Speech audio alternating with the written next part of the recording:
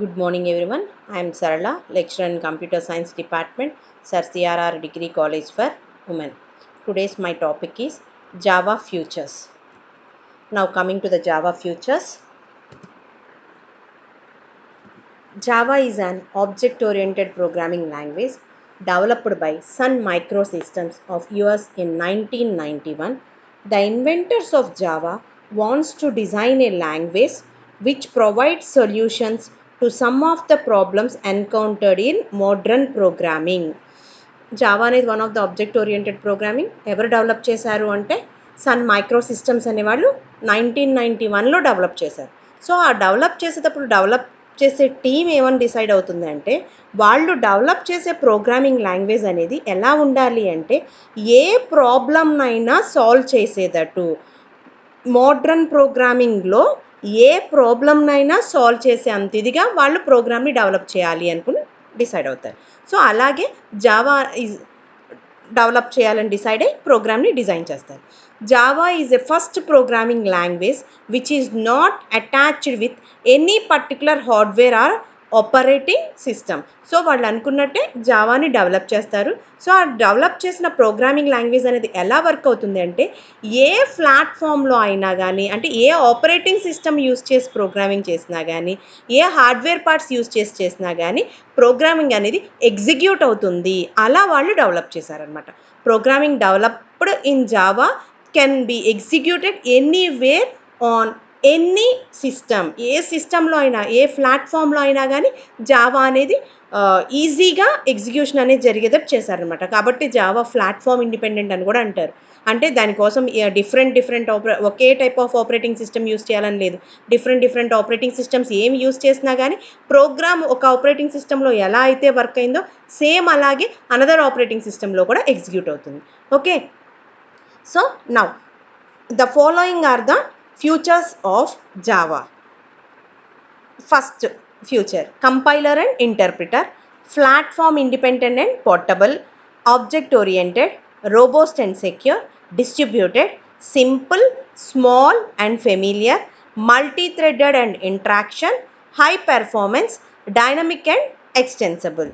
These are all the futures of Java. This is also known as buzzwords. Okay, buzzwords anna gani Java futures anna same. Now coming to compiler and interpreter. Basically a computer language is either compiler or interpreter. A programming language అయినా కానీ either compiler అన్న ఉంటుంది లేదా interpreter అనే ఉంటుంది. But Java comes together both these approaches makes Java a two stage system. So జావాలో మాత్రం మనం ఏం యూస్ చేస్తామంటే కంపైలర్ని యూస్ చేస్తాము, ఇంటర్ప్రిటర్ని యూస్ చేస్తాం. సో ఇక్కడ జావాలో కంపైలర్ ఎలా వర్క్ అవుతుందంటే Java compiler translates source code or Java code to bytecode instructions, and Java interpreter generate mission code that can be directly executed by mission that is run the Java program. That means అంటే ఏంటంటే అమ్మా Java compiler ఏం చేస్తుందంటే మనం రాసిన source programme ఉంటుంది కదా దాన్ని బైట్ కోడ్లోకి మార్చేసి ఉంచుతుంది. సో ప్రతి ఇందాక చెప్పుకున్నాం ఆపరేటింగ్ సిస్టమ్ అనేది ఏ ఆపరేటింగ్ సిస్టంలో అయినా కానీ మనకి జావా అనేది ఎగ్జిక్యూట్ అవుతుంది అని చెప్పుకున్నాం. ఎగ్జాంపుల్ ఆపరేటింగ్ సిస్టమ్స్ అంటే Macintosh operating system, Windows operating system, ఇలాంటి ఆపరేటింగ్ సిస్టమ్స్ దేంట్లో అయినా కానీ ప్రోగ్రామింగ్ అనేది ఒకేలా ఎగ్జిక్యూట్ అవుతుంది అని చెప్పుకున్నాం. సో ఇక్కడ ఎందువల్ల అంటే జావా కంపైలర్ అనేది ఏం చేస్తుంది అంటే జావా యొక్క కోడ్ని అంటే సోర్స్ కోడ్ని బైట్ కోడ్ ఇన్స్ట్రక్షన్స్గా కన్వర్ట్ చేసి వదిలేస్తుంది. తర్వాత ఏ ఆపరేటింగ్ సిస్టంలో అయితే మనం యూస్ చేస్తున్నామో దానికి సంబంధించిన జావా ఇంటర్ప్రిటర్ అనేది ఏం చేస్తుందంటే ఆ ఆపరేటింగ్ సిస్టమ్ ఆ మిషన్కి అర్థమయ్యేటట్టు ఆ కోడ్లోకి కన్వర్ట్ చేస్తుందండి. ఆ కన్వర్ట్ చేసేది ఎవరు అంటే జావా ఇంటర్ప్రిటర్ అనేది ఏం చేస్తుంది అంటే ఆ బైట్ కోడ్ని మిషన్ కోడ్ కింద కన్వర్ట్ చేస్తుంది. సో అలా కన్వర్ట్ చేయటం వల్ల ఏ సిస్టంలో అయినా కానీ జావా ప్రోగ్రామ్ని మనం ఈజీగా రన్ చేయగలం. సో దీనికే జావా అనేది ఏమంటాము అంటే Java is a both compiler and interpreter language అంటాము. Okay, next platform independent and portable. Java supports the future portability. Portability means the ability of software to be transferred from one mission to another. So Java program అనేది ఎలా ఉంటుందంటే అమ్మ, program can be easily move from one system to one computer system to another and anywhere. ఏ ప్లేస్లోకైనా, ఏ system నుంచి ఇంకో సిస్టంలోకైనా కానీ జావా ప్రోగ్రామ్ని మనం ఈజీగా మూవ్ చేయొచ్చు. సో ఆ మూవ్ చేయటం వల్ల మనం దాంట్లో ఆ మూవ్ చేసేటప్పుడు ఆటోమేటిక్ ఈ సిస్టమ్ నుంచి ఆ సిస్టమ్ మూవ్ చేసామంటే ఈ సిస్టంలో ఆపరేటింగ్ సిస్టమ్ ఒకటి అయి ఉండొచ్చు, ఆ సిస్టంలో ఆపరేటింగ్ సిస్టమ్ ఇంకోటి అయి ఉండొచ్చు. But changes and upgradations of operating systems, processors and system resources will not force any alterations in Java program. మనం సిస్టమ్ నుంచి సిస్టమ్ మారినప్పుడు ఆపరేటింగ్ సిస్టమ్ చేంజ్ అయినా, ప్రాసెసర్ చేంజ్ అయినా కానీ, లేకపోతే రిసోర్సెస్ చేంజ్ అయినా కానీ జావా ప్రోగ్రాంలో మనం ఏ మోడిఫికేషన్స్ చేయాల్సిన అవసరం ఉండదు. ఎందువల్ల అంటే ఇందాక చెప్పుకున్నాం, కంపైలర్ అనేది ఏం చేస్తుంది అంటే బైట్ కోడ్గా కన్వర్ట్ చేస్తుంది. సో ఆ బైట్ కోడ్ని ఏం చేస్తుందంటే జావా ఇంటర్ప్రిటర్ మిషన్, ఏ మిషన్ అయితే ఉంటుందో ఆ మిషన్కి సంబంధించిన ఇంటర్ప్రిటర్ అనేది కన్వర్ట్ చేస్తుంది మిషన్ కోడ్ కింద అనుకున్నాం. సో కాబట్టి మనం ఏ ఆపరేటింగ్ సిస్టంలో ప్రోగ్రామ్ రాసినా కానీ అది వేరే ఆపరేటింగ్ సిస్టంలో కూడా యాస్టీజ్ వర్క్ అవుతుంది అనమాట. కాబట్టి జావా ఈజీ ఏం చెప్తామంటే పోర్టబుల్, జావా సపోర్ట్స్ పోర్టబుల్ అని చెప్తాం. అర్థమైనట్టేనా? This is the reason why Java has become a trendy language for programming on internet which interconnects different kinds of system worldwide. So ఈ ఫ్యూచర్, ఈ పోర్టబిలిటీ అనే future ఉండబట్టే Java programme అనేది ఇంటర్నెట్లో ఎక్కడైనా ప్రోగ్రామర్స్ ఎవరు రాసిన ప్రోగ్రామ్ అయినా ఏ సిస్టమ్ నుంచి అయినా కానీ వరల్డ్ వైడ్గా ఇంటర్చేంజింగ్ అనేది చేసుకోవటం కుదురుతుంది అని చెప్తారు. Java certify portability in 2 ways. So portability అని చెప్పుకున్నాం కదా ఇప్పటి వరకు. సో అది ఎలా ఉంటుంది అంటే 2 waysలో ఉంటుంది అని చెప్తా. సో ఆ 2 ways ఏంటి అంటే, first way is Java compiler generates the byte code and that can be executed on any machine. ఇందాకే చెప్పాను ఎందువల్ల పోర్టబిలిటీ ఉంటుంది అంటే జావా కంపైలర్ అనేది బైట్ కోడ్ని జనరేట్ చేస్తుంది కాబట్టి ఆ జనరేట్ చేసిన బైట్ కోడ్ అనేది ఏ మిషన్లో అయినా కానీ ఆ మిషన్కి సంబంధించిన ఇంటర్ప్రిటర్ చేంజ్ చేస్తుంది. కాబట్టి ఫస్ట్ మెయిన్ పాయింట్ పోర్టబిలిటీకి ఇదేనమ్మా. ఓకే, సెకండ్ ఏంటి అంటే, second way is the size of primitive data types are machine independent. Okay, ఈ పాయింట్ ఏంటో చూద్దాం. మీరు సిలో డేటా టైప్స్ చదువుకుని ఉంటారు. సో డేటా టైప్స్లో చదువుకున్నప్పుడు ఇంట్, క్యార్, ఫ్లోట్ ఇలా చదువుతారు కదా. క్యార్కి వచ్చేటప్పటికి 1 byte మెమరీ స్పేస్, ఫ్లోట్కి వచ్చేటప్పటికి 4 byte, ఇంట్కి వచ్చేటప్పటికి 2 byte అని చదువుతారు. మీరు ఎక్కడ యూస్ చేస్తే ఇంటిజర్ అని యూస్ చేయగానే ఎన్ని బైట్స్ తీసుకుంటుందంటే 2 bytes తీసుకుంటుంది అని చెప్తారు, అవునా. బట్ ఇక్కడ జావాలోకి వచ్చేటప్పటికి ఏం చేస్తుందంటే data primitive data types, that means ఇంట్, క్యార్, ఫ్లోట్, దీస్ మెమరీ సైజ్ ఎలా ఉంటుందంటే మిషన్ ఇండిపెండెంట్ మీద బేస్ అయి ఉంటుంది అని చెప్తా. అంటే మిషన్ ఇండిపెండెంట్ అంటే ఏంటంటే ఇక్కడ జావాలోకి వచ్చేటప్పటికి డేటా టైప్ ఇంటిజర్ తీసుకున్నారనుకోండమ్మా, ఇంటిజర్ కెన్ బి డివైడ్ 4. ఎలా అంటే బైట్, షార్ట్ ఇంట్, ఇంట్, లాంగ్ ఇంట్ కింద డివైడ్ అవుతుంది. ఇక్కడ బైట్కి వచ్చేటప్పటికి 1 byte ఆఫ్ మెమరీ స్పేస్ ఉంటుంది. ఓకే, షార్ట్కి వచ్చేటప్పటికి 2 bytes ఆఫ్ మెమరీ స్పేస్ ఉంటుంది.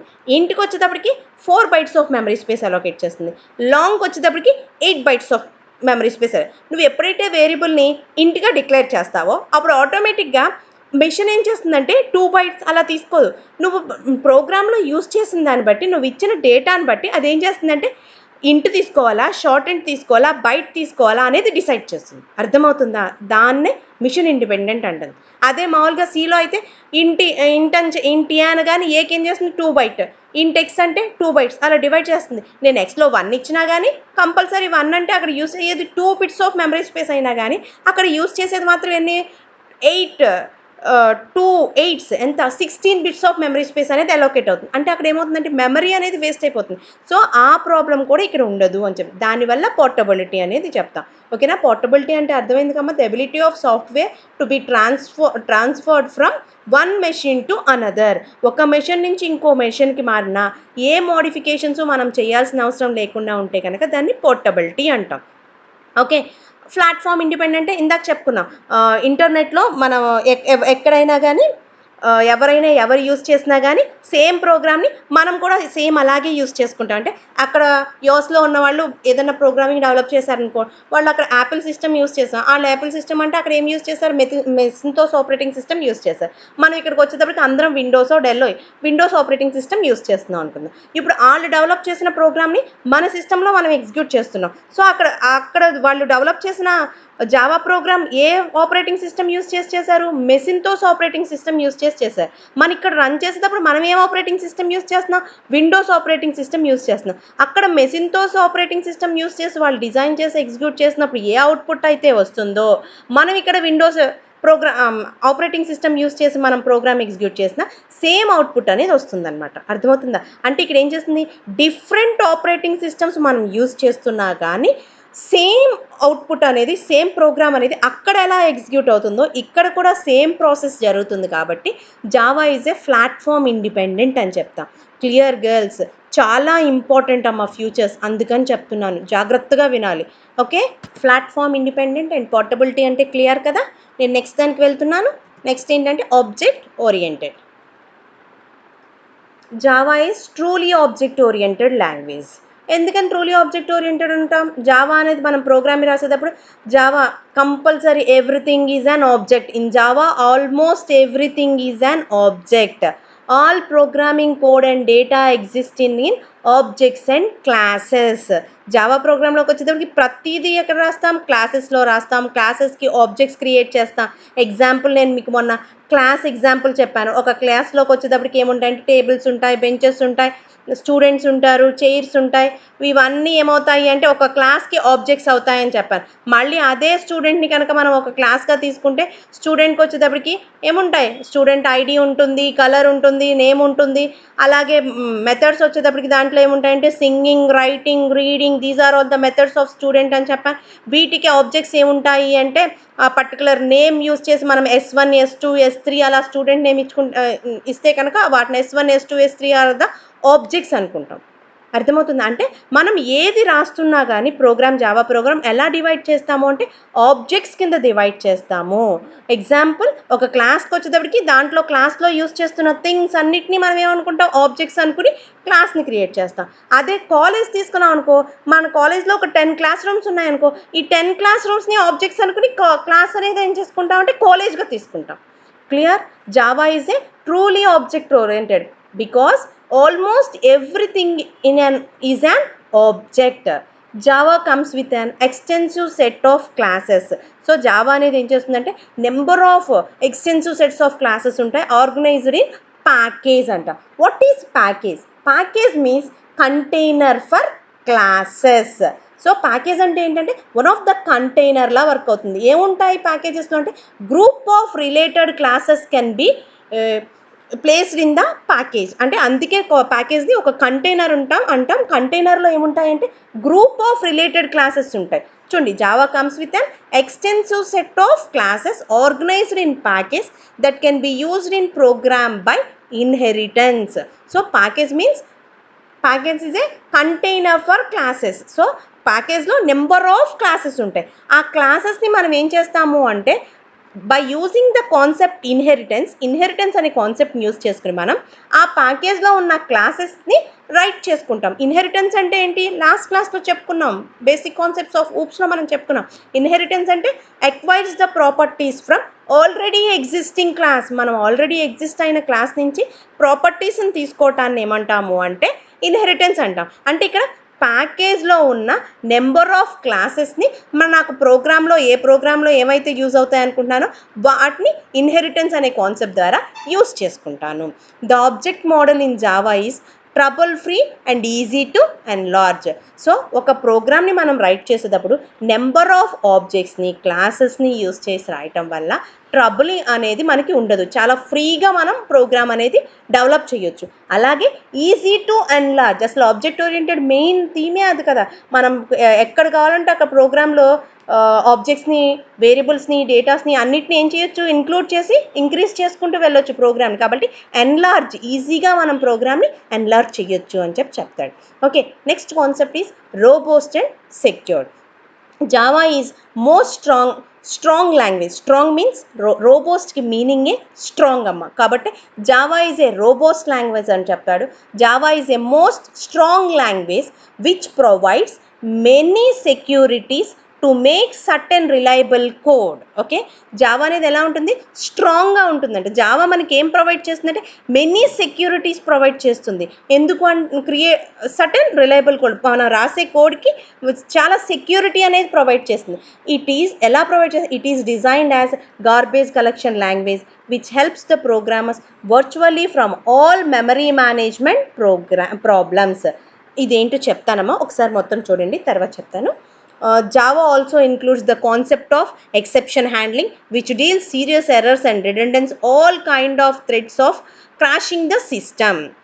ఓకే, ఇప్పుడు చూడండి, జావా అనేది ఎలా ఉంటుందంటే strong programming language, that means robust programming language. It provides security. ఎలా సెక్యూరిటీ ప్రొవైడ్ చేస్తుంది అంటే by using the concept of exception handling. Exception handling అనే కాన్సెప్ట్ యూజ్ చేసి ప్రొవైడ్ చేస్తుంది. ఎందుకని అంటే ఎక్సెప్షన్ హ్యాండ్లింగ్ అంటే ఏంటంటేనమ్మా, ఎక్సెప్షన్స్ మీన్స్ ఎర్రర్ హ్యాండ్లింగ్. అంటే మనం రాసే ప్రోగ్రాంలో ఏమైతే ఎర్రర్స్ వస్తాయో, ఎర్రర్స్ అక్కడ ఎక్సెప్షన్ హ్యాండ్లింగ్ అంటే ఇంకా చాలా ఎర్రర్ హ్యాండ్లింగ్ అంట. ఎర్రర్ హ్యాండ్లింగ్ అంటే మనం ప్రోగ్రామ్ రన్ టైమ్ ఎర్రర్స్ అనేవి 2 టైప్స్ ఉంటాయి, run time errors, compile time errors అని. ఆ రన్ టైంలో వచ్చే ఎర్రర్స్ని హ్యాండిల్ చేయడానికి మనం ఎక్సెప్షన్ హ్యాండ్లింగ్ యూస్ చేస్తాం. అంటే మనం రాసే ప్రోగ్రామింగ్లో దేనివల్ల అయితే ఎర్రర్ వస్తుంది అనుకుంటామో, చూడండి, which deals serious errors and reduces all kinds of threads of crashing the system. దేనివల్ల అయితే ఎర్రర్ వస్తుంది, దానివల్ల సిస్టమ్కి ప్రాబ్లం అవుతుంది అని అనుకుంటాం, వాటిని మనం by using exception handling use చేసి వాటిని ఏం చేయొచ్చు అంటే ఆ ఎర్రర్స్ని రెక్టిఫై చేయొచ్చు. అంటే అవి రాకుండా మనం కోడింగ్ అనేది రైట్ చేయొచ్చు. ఓకే, అలా రాసాము అంటే ప్రోగ్రామ్ అనేది రైట్ చేసేటప్పుడు మనం సెక్యూరిటీ ఎర్రర్స్ రాకుండా రాస్తున్నాము అంటే one of the security provide చేస్తున్నట్టే కాదా, అవునా? సో సెక్యూరిటీ ప్రొవైడ్ చేస్తున్నాం, it's one of the important future of Java అని చెప్పొచ్చా? సెక్యూరిటీ ప్రొవైడ్ చేస్తున్నాం అనుకో, ఎవరైనా ప్రోగ్రామింగ్ లాంగ్వేజ్ యూస్ చేసుకుంటారా లేదా? ఇప్పుడు సెక్యూరిటీ ఉంటేనే కదా మనం ఏదైనా చేస్తాం. ఎగ్జాంపుల్ బ్యాంక్ అకౌంట్ యూస్ చేస్తున్నారమ్మా మీరు అందరూ. మీ బ్యాంక్ అకౌంట్తో పాటు మీరు మనీ డ్రా చేసినప్పుడల్లా మీరు డీటెయిల్స్ అన్నీ ఎవరికైనా వెళ్ళిపోతాయంటే మీరు డ్రా చేస్తాకి బ్యాంక్ అకౌంట్స్ యూస్ చేసుకోవడానికి ఎవరైనా ఇంట్రెస్ట్ చూపిస్తారా? చూపించరు. ఎందుకని? మీ డీటెయిల్స్ అన్నీ అందరికీ వెళ్ళిపోతాయంటే ఎందుకు చూపిస్తాం? చూపించం. సో మనకు బ్యాంక్స్ ఏం ప్రొవైడ్ చేస్తాయంటే మన మనీ ట్రాన్స్ఫర్ చేసుకునేటట్టు హెల్ప్ చేస్తాయి. అంతేకాకుండా మన డీటెయిల్స్ అనేవి ఎవరికి పాస్ అవ్వకుండా ప్రొవైడ్ చేస్తుంది. ఇలా అన్ని సెక్యూరిటీ ప్రొవైడ్ చేస్తుంది కాబట్టి మనం ఆన్లైన్ బ్యాంకింగ్ సంబంధించిన డేటాకి మనం ఆన్లైన్ బ్యాంకింగ్ అనేది యూస్ చేసుకున్నాం.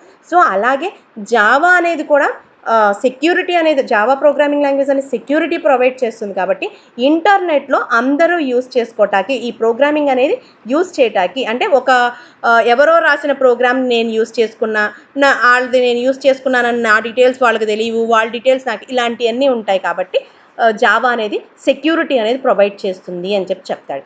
ఓకే, సో ఇందాక చెప్పాను గార్బేజ్ కలెక్షన్ లాంగ్వేజ్ అన్నాను. It is designed A garbage collection language which helps the programmer virtual for all memory management problem.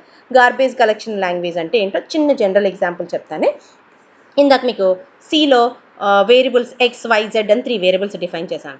ఎక్స్కి 2 bytes of memory allocate అవుతుంది, వైకి 2 memories, అలాగే జెడ్కి 2. మీరు ఆ 2 bytes యూస్ చేసుకోవచ్చు, చేసుకోపోవచ్చు. బట్ ఆ 2 bytes అనేది ఎక్స్కి వైకి జెడ్కి అలా మెమరీలో స్పేస్ అనేది అలొకేట్ అయిపోయి ఉంటుంది. ఓకేనా?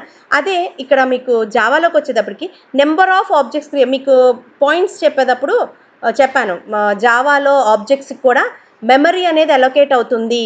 ట్రీ స్ట్రక్చర్లో ఎలా అయితే వేరియబుల్స్కి అలొకేట్ అవుతుందో అలాగే జావాలో ఆబ్జెక్ట్స్ కూడా మెమరీ అనేది అలొకేట్ అవుతుంది అని చెప్పుకున్నాం. సో ఇక్కడ మనకు ఆబ్జెక్ట్స్, నేను ఒక క్లాస్కి సంబంధించి ఎన్నైనా ఆబ్జెక్ట్స్ క్రియేట్ చేసి, ఆ క్రియేట్ చేసిన ఆబ్జెక్ట్స్కి నాకు మెమరీ అలొకేట్ అవుతుంది. నేను ఒక ఆబ్జెక్ట్ యూస్ చేసుకోవచ్చు, ఒక ఆబ్జెక్ట్ యూస్ చేయకపోవచ్చు. సో యూస్ చేయలేదు కదా అని అది అలా ఉండిపోదు. గార్బేజ్ కలెక్షన్ లాంగ్వేజ్ ఏం చేస్తుందంటే ఏదైతే మనం వర్చువల్గా యూస్ చేసామో దాన్ని మాత్రమే ఉంచి మెమరీ వాటికి అలాట్ చేసి దాన్ని యూస్ చేయకుండా ఉంచితే కనుక దాన్ని వేస్ట్ అవ్వకుండా ఆ మెమరీని ఇంకో దానికి ప్రొవైడ్ చేస్తుంది అనమాట. అంటే మెమరీ మేనేజ్మెంట్ అనేది చేస్తుంది బై యూజింగ్ దేనివల్ల అంటే గార్బేజ్ కలెక్షన్ లాంగ్వేజ్ వల్ల. అర్థమైంది కదమ్మా?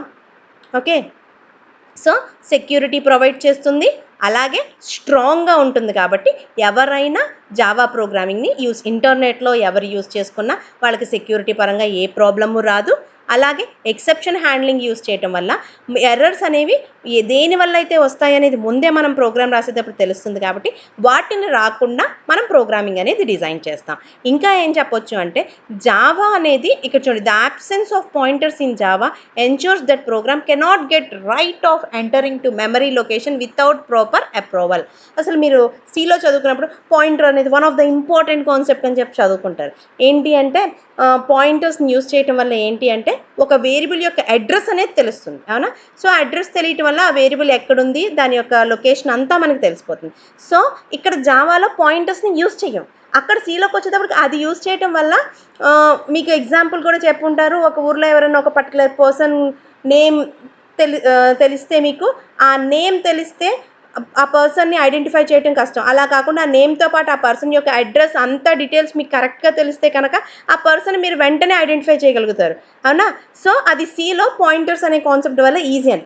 ఇప్పుడు ఇక్కడ పాయింటర్స్ అనే దానివల్ల మనకి సెక్యూరిటీ పరంగా ప్రాబ్లం వస్తుంది. ఎందుకంటే ఇందాక చెప్పుకున్నాం, మనం బ్యాంక్ అకౌంట్ ద్వారా మనం యూస్ చేసినప్పుడు మన డీటెయిల్స్ ఏమీ వెళ్ళవు అని చెప్పాను. సో పాయింటర్స్ అనే కాన్సెప్ట్ జావాలో ఉండదు. కాబట్టి మన డీటెయిల్స్ అంటే అడ్రస్లు కానీ ఏదైనా కానీ మనం ఇచ్చినా కానీ పాయింటర్స్ అనేది యూస్ చేయం. కాబట్టి డీటెయిల్స్ అనేవి పర్ఫెక్ట్గా వెళ్ళదు. కాబట్టి మనకి ఏమవుతుంది అంటే సెక్యూరిటీ అనేది ఎక్కువగా ప్రొవైడ్ చేయగలుగుతాం. The absent of pointers in Java ensures that program cannot get right of entering to memory location without proper approval.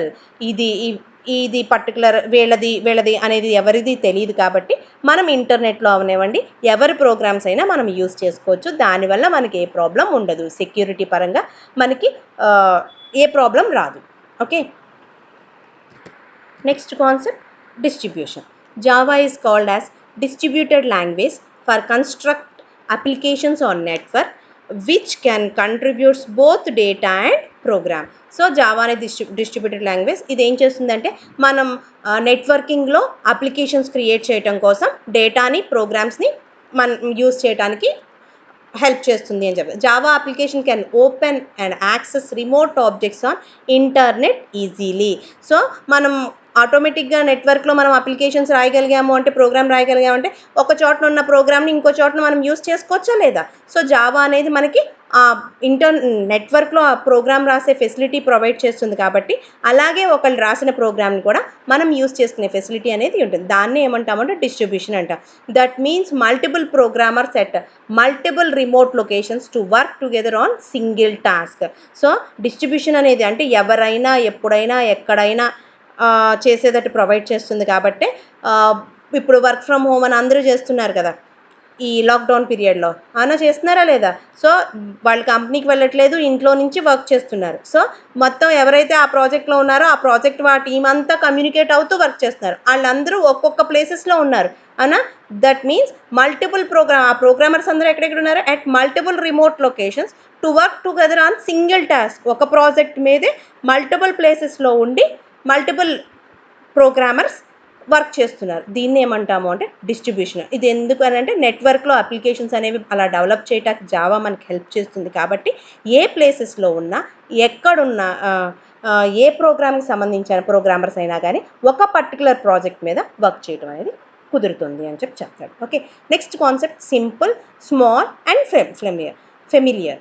Java is very simple and small language.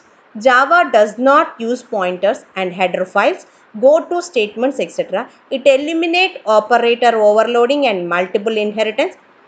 Okay, Java అనేది simple అని అలాగే small అని చెప్తా. ఎందుకని అంటే జావాని మనం develop చేసేటప్పుడు ఎక్కడి నుంచో ఏమీ డెవలప్ చేయాలి. జావా ప్రోగ్రామ్ని డెవలప్ చేసేటప్పుడు డెవలపర్స్ దేన్ని బేస్ చేసుకుని డెవలప్ చేశారు అంటే సి ప్రోగ్రామింగ్ని, C++ ప్రోగ్రామ్ని బేస్ చేసుకుని డెవలప్ చేస్తారు. సో ఆ దాంట్లో ఉన్న ప్రాబ్లమ్స్ ఏవైతే ఉన్నాయో వాటిని ఓవర్కమ్ చేస్తూ ఈ ప్రోగ్రామ్ని డెవలప్ చేశారు. కాబట్టి దాంట్లో ఏమైతే ప్రాబ్లమ్స్ ఉన్నాయో ఆ ప్రాబ్లమ్స్ని తీసేశారు. కాబట్టి ప్రాబ్లం తీసినప్పుడు దాని సొల్యూషన్ ఎలా రాస్తాం, ఈజీగా రాస్తామా లేదా? కాబట్టి జావా అనేది ఎలా ఉంటుందంటే సింపుల్గా ఉంటుంది, స్మాల్గా ఉంటుంది. అవి ఏం తీసేశారు అంటే ఇందాక చెప్పాను, పాయింటర్స్ అనే కాన్సెప్ట్ జావా సపోర్ట్ చేయదు అని. Java does not use pointers, header ఫైల్స్ని యూస్ చేయదు, గో టు స్టేట్మెంట్స్ని యూస్ చేయదు. ఇవన్నీ ఏంటి అంటే సెక్యూరిటీ రీజన్స్, సెక్యూరిటీ పరంగా ప్రాబ్లమ్స్ వచ్చాయి. నువ్వు పాయింటర్స్ ఉంటే అడ్రస్ చెప్పేస్తుంది, గో టు అంటే పర్టికులర్ ప్లేస్కి వెళ్ళు అని చెప్పి. హెడర్ ఫైల్స్ అంటే ఆల్రెడీ నేను డేటా ఎక్కడి నుంచి తెచ్చుకున్నాను దాని యొక్క ఫైల్ నేమ్ ఇవ్వటం. సో ఇవన్నీ ఏంటంటే సెక్యూరిటీ పరంగా ప్రాబ్లమ్స్ వచ్చాయి. సో వీటన్నిటిని ఏం చేస్తుందంటే ఎలిమినేట్ చేసి మిగిలిన ఫ్యూచర్స్ ఏవైతే ఉన్నాయో వాటిని యూస్ చేసుకుంటూ ప్రోగ్రామ్ని డెవలప్ చేస్తుంది. ఓకే, కాబట్టి ఇది ఎలా ఉంటుందంటే సింపుల్గా ఉంటుంది, స్మాల్గా ఉంటుంది. ఈ ఓవర్లోడింగ్, మల్టిపుల్ ఇన్హెరిటెన్స్ అనేవి C++లో కాన్సెప్ట్స్ అమ్మ. ఆపరేటర్ ఓవర్లోడింగ్ అనేది, మల్టిపుల్ ఇన్హెరిటెన్స్ అనేవి. ఈ మల్టిపుల్ ఇన్హెరిటెన్స్ వల్ల కూడా, ఇన్హెరిటెన్స్ అనేది మనం జావాలో యూస్ చేసే కాన్సెప్ట్. దీంట్లో మల్టిపుల్ ఇన్హెరిటెన్స్ అనే కాన్సెప్ట్ని యూస్ చేయం. ఆ మల్టిపుల్ ఇన్హెరిటెన్స్ వల్ల వన్ ఆఫ్ ద ఫ్యూచర్ ఉంటుంది. ఆ ఫ్యూచర్ కోసం ఇంటర్ఫేసెస్ అనే కాన్సెప్ట్ ద్వారా యూస్ చేస్తాం. అది నెక్స్ట్ క్లాసెస్లో చూద్దాం. ఓకే, బట్ ఏంటి అంటే ఇక్కడ మీకు తెలియాల్సింది ఏంటి అంటే జావా అనేది సింపుల్గా ఉంటుంది. ఎందుకని అంటే దానికి ముందు ప్రీవియస్ ఉన్న ప్రోగ్రామింగ్ C++లో ఉన్న డ్రాబ్యాక్స్ని ఓవర్కమ్ చేస్తూ, దాంట్లో ప్రాబ్లమ్స్ని రెక్టిఫై చేస్తూ సొల్యూషన్స్ని మనం ప్రొవైడ్ చేస్తాం. కాబట్టి జావా అనేది ఎలా ఉంటుందంటే సింపుల్గా ఉంటుంది, స్మాల్గా ఉంటుంది అని చెప్తా. Okay, familiar is another future of Java to make the language look close to the existing programmers. So familiar అనేది ఏంటి అంటే అనదర్ ఫ్యూచర్ ఆఫ్ జావా అని చెప్తారు. ఎందుకని అంటే దీంట్లో కూడా అంతే, to make language look close to the existing ఎలా ఉంటుంది, దేని నుంచి డెవలప్ చేసామని చెప్పాను, C++. కాబట్టి ప్రోగ్రామ్ రాసేటప్పుడు చేసేటప్పుడు ఆల్రెడీ C మీద మనకి C++ మీద కొంచెం ఐడియా ఉందనుకో, ఆటోమేటిక్గా మనం ప్రోగ్రామర్స్ ఏంటంటే దాని మీద ఐడియా ఉంటుంది కాబట్టి ఈజీగా క్లోజ్గా మనం ఏం చేయొచ్చు అంటే ప్రోగ్రామ్ని ఎగ్జిస్ట్ చేయొచ్చు. కాబట్టి ఇది ఫెమిలియర్గా ఎందుకు ఉంటుంది అంటే మనకు ఐడియా ఉన్న లాంగ్వేజ్ మీద నుంచే డెవలప్ అయింది కాబట్టి ఇట్స్ ఏ ఫెమిలియర్ అని చెప్తాం. Okay, next concept multi-threaded and interactive. Multi-threaded means managing multiple tasks simultaneously. Java maintains multi-threaded programs. That means we need not wait for the application to complete one task before starting next task.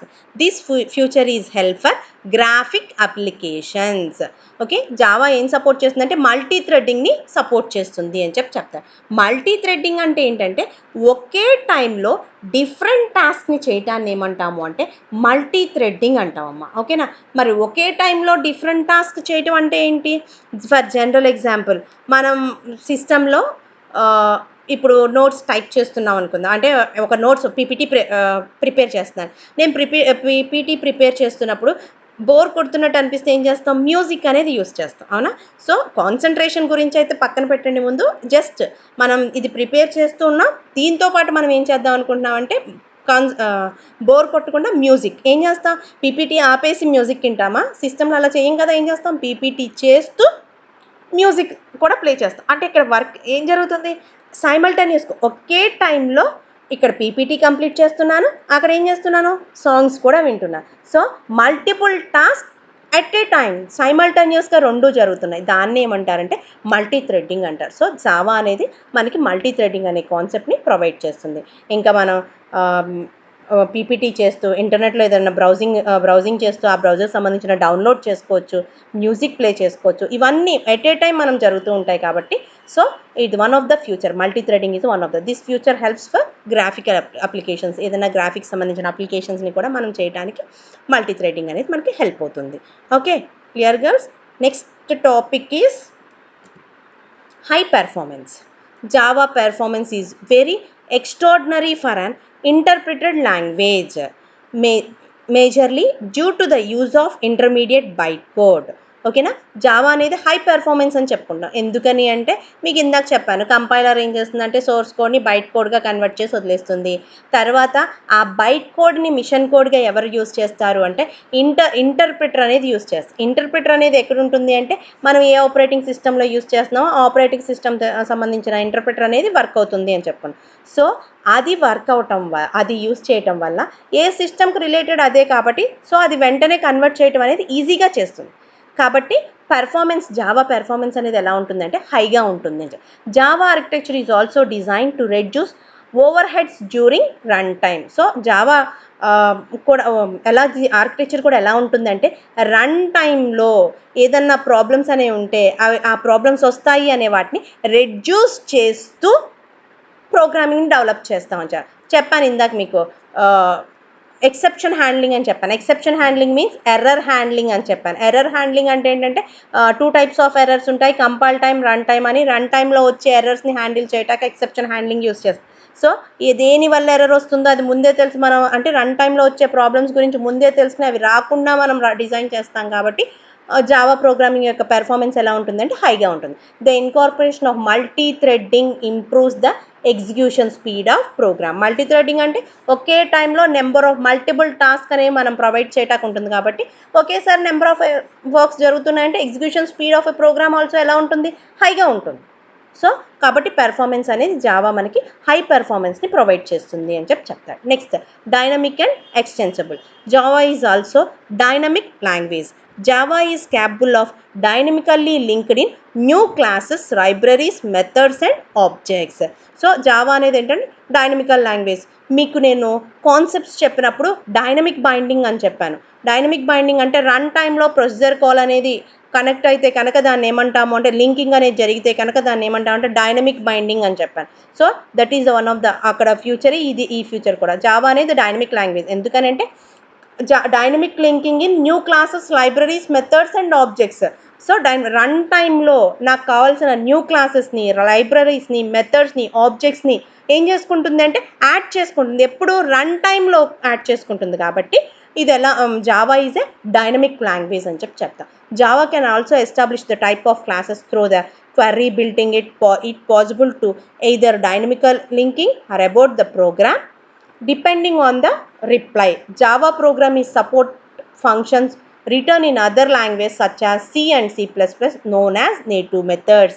So ఇక్కడ ఏంటంటే డైనమికల్గా run టైంలో దానికి కావాల్సిన క్లాసెస్ని, library మెథడ్స్ని, ఆబ్జెక్ట్స్ని linking చేసుకోవటమే కాకుండా ఇది ఏం చేస్తుంది అంటే సిలో ఉన్న C++లో ఉన్న ఆల్రెడీ క్రియేట్ అయిన ఫంక్షన్స్ని మనం ఇక్కడ యూస్ చేసుకుంటాం. అలా యూస్ చేసుకునే దాన్ని ఏమంటామంటే నేటివ్ మెథడ్స్ అంటాం. నేటివ్ మెథడ్స్ అంటే అమ్మ ఆల్రెడీ వాటి గురించి సంబంధించిన డేటా అంతా వేరే ప్రోగ్రామింగ్ లాంగ్వేజ్ C++ యూస్ చేసి కనుక డెవలప్ చేసి ఉంటే కనుక వాటిని మనం ఇక్కడ జావాలో యూస్ చేసుకుంటుంటే ఆ మెథడ్స్ని ఏమంటాం అంటే నేటివ్ మెథడ్స్ అంటాం. సో ఆ నేటివ్ మెథడ్స్ని కూడా మనం ఇక్కడ యూస్ చేస్తున్నప్పుడు వాటికి సంబంధించిన డేటా అంతా ఎప్పుడు బైండింగ్ లింకింగ్ అవుతుంది అంటే రన్ టైంలో లింకింగ్ అవుతుంది. కాబట్టి Java is a dynamic and extensible అంటే వాటిని మనం ఇక్కడ యూస్ చేసుకుంటున్నామంటే ప్రోగ్రామ్ ఇక్కడ రాయకుండా వాటిని నేను ఇక్కడ యూస్ చేస్తున్నంటే ఎక్స్టెన్షన్ చేస్తున్నట్టే కదా, అవునా కాదా?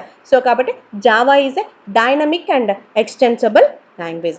These 9 are the futures of Java. Okay girls, thank you.